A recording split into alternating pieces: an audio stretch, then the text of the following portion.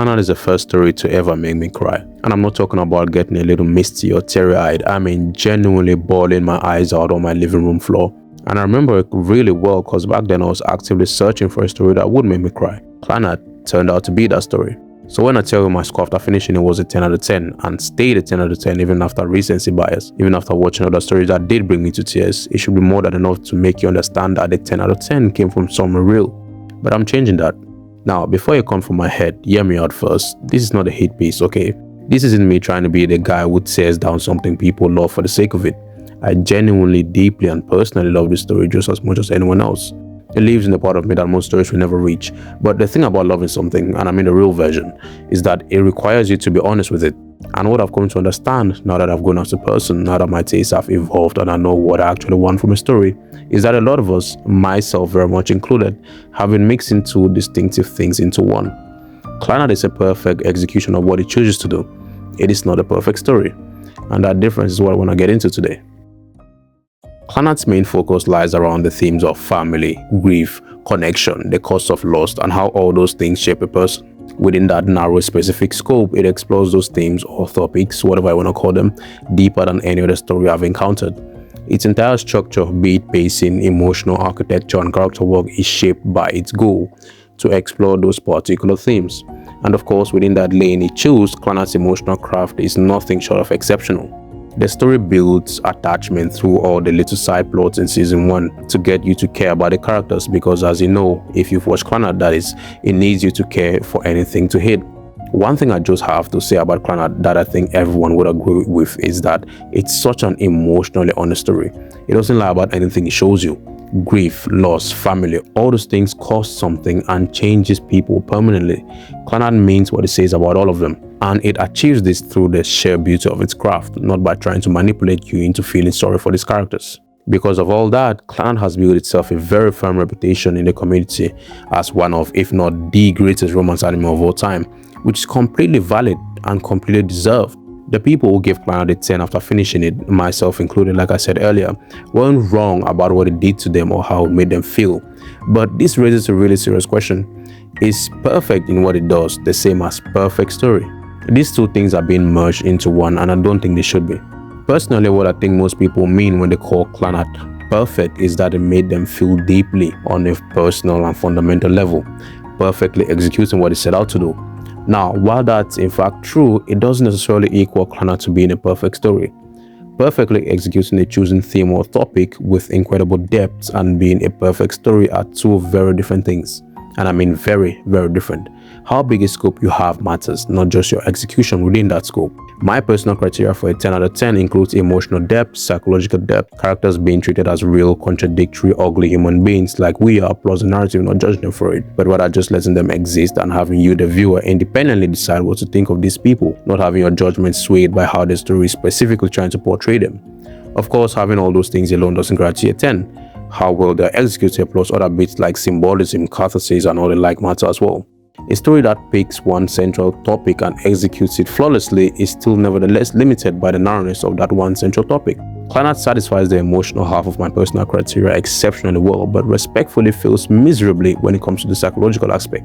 With all that being said, I recently decided to revise my score for Clannad from 10 out of 10 to a low 9, maybe 9.2, 9.3, I'm not exactly sure yet. Clannad still remains in my top 3. My rankings aren't based on these scores but rather on personal impact, and Clannad has a lot of that on me. My original 10 was honest back then when I watched Clannad, before I watched 100 plus other anime and my taste developed into what they are today. And I know the most obvious pushback you've probably been mumbling to yourself is that I'm judging it for not being something it wasn't trying to be. Well, I have a whole section for that argument later on, so we'll come back to it. Now, what is a perfect story? I already detailed all my personal requirements earlier, so let's use that to judge Clannad. Clannad is extremely honest, and that honesty is what makes people feel deeply, but it doesn't mean the story itself is that deep. I know that's going to ruffle some feathers, but just listen to me first, okay? Can you honestly tell me you weren't aware of any of the things Clannad explored in his story prior to watching it?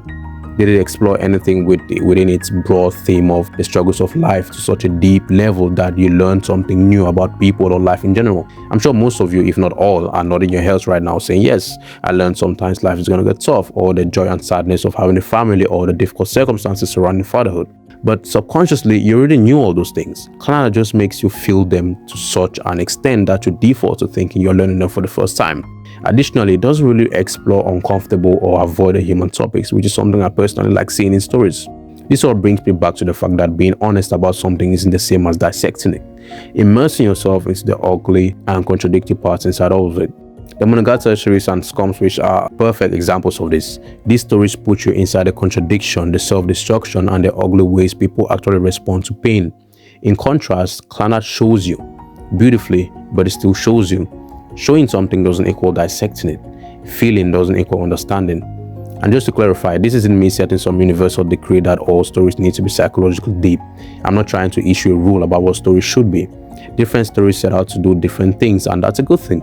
Even after all my preaching for psychological depth, I have reincarnated as a slime in my top 30 of all time.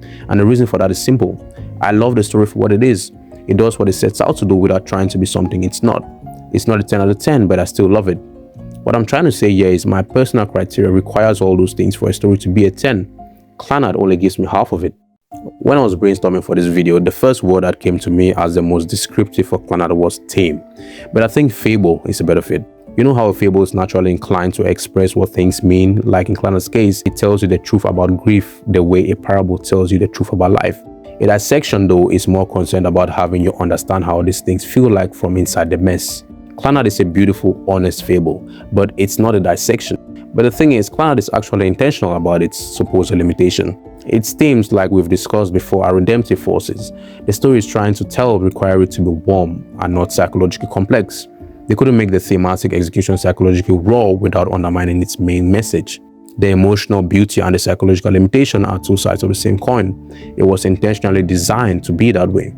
After Story is clearly Clannad's highest peak. It defines the series and is so emotionally devastating. That is genuinely not even in question here.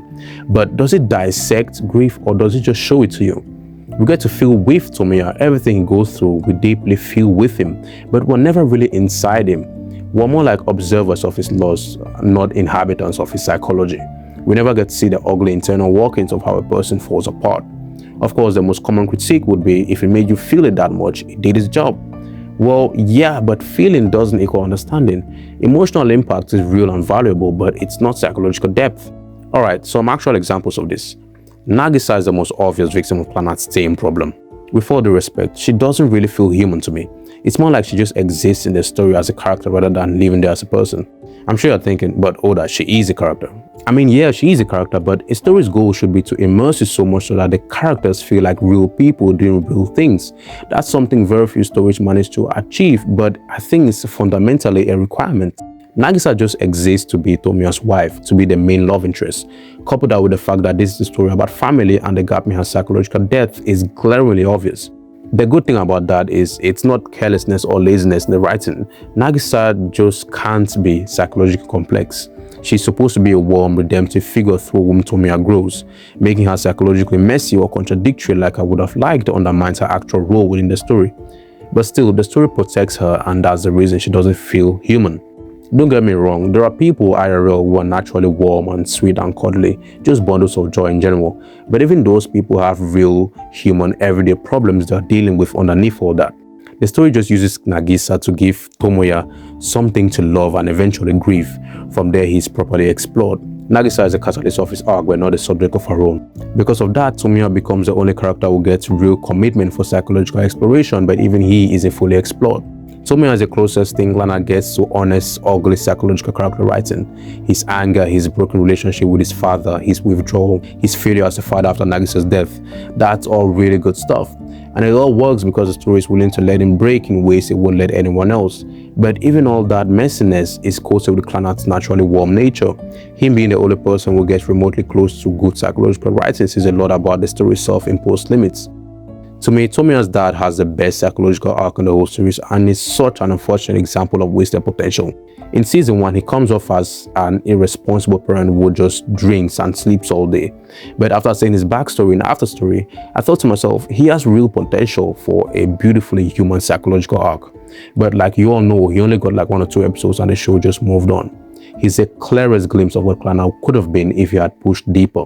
Because despite his limited screen time, the story did something real with him. If he had gotten a bit more time and exploration, Clannad would have been a fundamentally different story. The fact that he didn't is evidence that the story was intentionally not trying to go that direction. With all that being said, I still feel as though it is such a waste of a character. Now, time to address the main and frankly very reasonable defense for Clannad. Clannad is warm by nature, and that warmth is central to its narrative. Judging it for lacking psychological rawness is like judging a love story for not being a tragedy. Well, that is true, and it's not my point. I'm not saying Clannad should have been psychological. I'm not saying psychological depth equals objectively better storytelling. I'm not saying every story needs that sort of ugliness in it. What I'm saying is my personal criteria for a perfect story requires it, and Clannad doesn't have it. To anyone who has Clannad at a 10 out of 10, I completely respect that. If Clannad hit you on a deep fundamental level and you give it a 10, that is completely fine. You'll never see me try to argue someone out of a genuine emotional experience. I put so much value on personal impact, enjoyment, personal freedom, and subjectivity of all things. I'm only speaking for myself, my criteria, my evolution as a person, and what I value in stories at this point in time. The point here isn't to change your score, it's to be honest about mine. Clannad taught me that stories could reach into you and find something real. And for a long time, a very long time at that, it was enough. That was everything. But growing up means something, and of all stories, Clannad should understand that. It means you stop seeing the things you love with the eyes you had when you first found them. You start seeing them with the eyes you've earned. The ones that have been through more, felt more, understood more about what you actually need from the world, from people, from the stories you let into your heart. I don't love the story any less. If anything, I love it enough to be honest with it. And what I honestly see now is a story that does something genuinely beautiful, perfectly, within the field they choose, but not everything. Not the ugly parts, their contradictions, and the mess of what it actually means to be human. Clannad holds a lantern up to grief. It holds a lantern up to family, to love, to loss. And the light is warm and honest and real, and it will make you cry. Trust me, it will. But a perfect story to me holds up a mirror and doesn't cower at what's looking back. That is a difference.